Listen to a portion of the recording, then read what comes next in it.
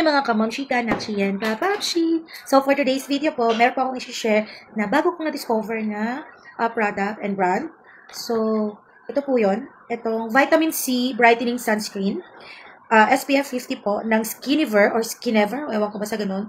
So, actually sa mister ko to, and then, rinay ko lang siya sa mukha ko. Since hindi naman talaga ako fan ng sunscreen, pero dahil nga sobrang init ngayon and pinaprotektan ko ang aking mustache, melasma mustache, so trinay ko siyang gamitin and i-blend ko rin siya sa ginagamit ko na concealer dito sa aking melasma. So, nice naman siya, maganda siya.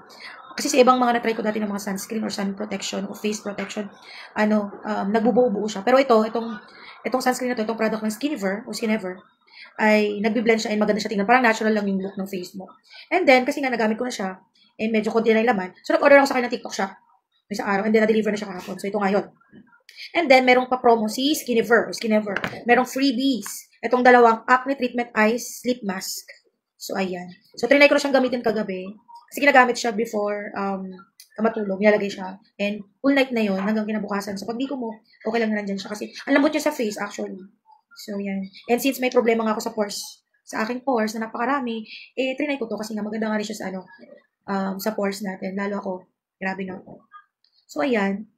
Lagay lang natin siya. Ito yung kulay nyo, para lang siyang petroleum jelly. And yung amoy niya parang petroleum jelly. Yan. Yan, lagay natin dito. Yan. Ganon. Ganyan lang ang atake natin. Yan, di ba? Yan. Hindi ko lang saan ako titingin dito sa camera kasi naka-tablet. Ako tablet yung gamit ko ngayon. Yan.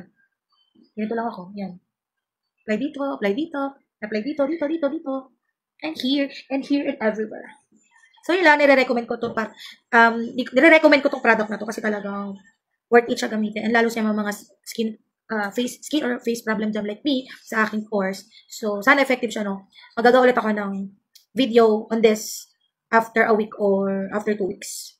So, share ko lang tong product ng Skiniver or Skinever. So, yun lang po. Thank you for watching. God bless everyone. Bye-bye!